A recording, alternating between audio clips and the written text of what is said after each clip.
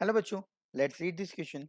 Question says if A is equal to I plus J plus root 2k, B is equal to B1 I plus B2 J plus B root 2k, है ना। यहाँ पे B1 B2 नहीं पता हमको, और C vector भी हमको दे रखा है 5I plus J plus root 2k.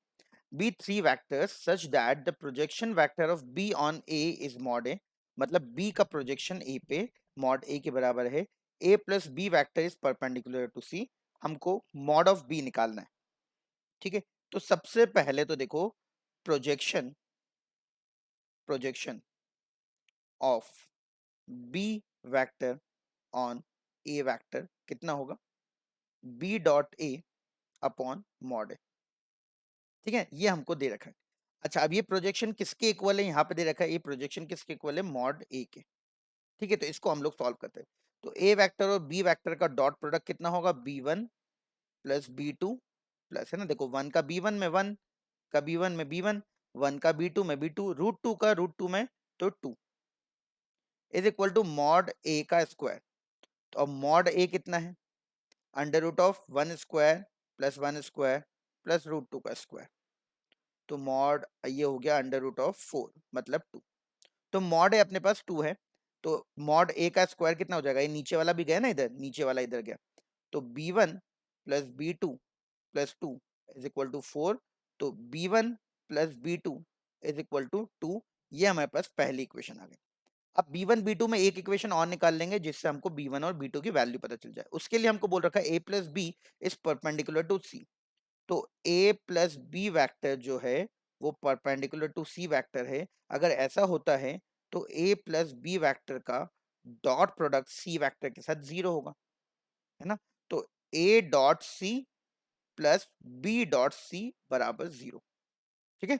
अब a और c का डॉट देखो जरा, 5 और 1 और 2, 5 प्लस 1 प्लस 2, है ना। ये a और c का डॉट देखो, 1 5 जा 5, 1 1 जा 1, रूट 2 इंटू रूट 2 2।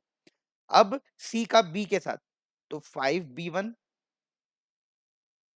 फिर b2 और फिर 2।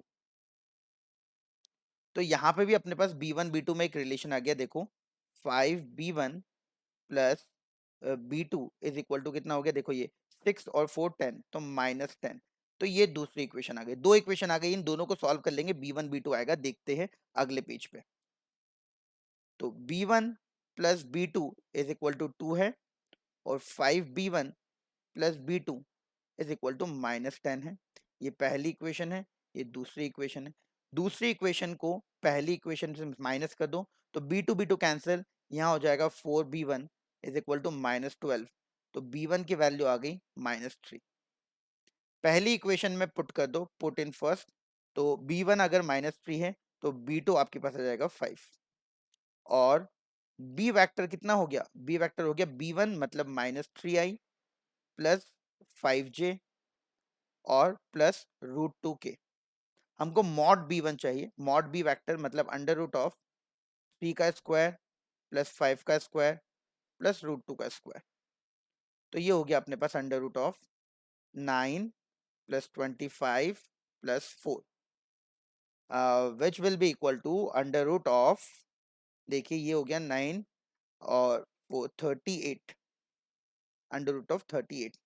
तो देखिए जरा अंडर रूट ऑफ 30, देखना एक बार कैलकुलेट करना, यहाँ पे 2 हो गया ना, यहाँ पे अपन ने थोड़ा सा 4 लिख दिया, 4 नहीं है 2 है, रूट 2 का स्क्वायर 2 है, ठीक है ना।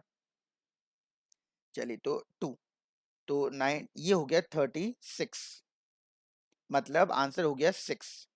तो देखते हैं ऑप्शन में, ऑप्शन नंबर ए बिल्कुल सही हो गया, दैट इज 6। तो आई होप आपको समझ आया होगा। Thank you very much.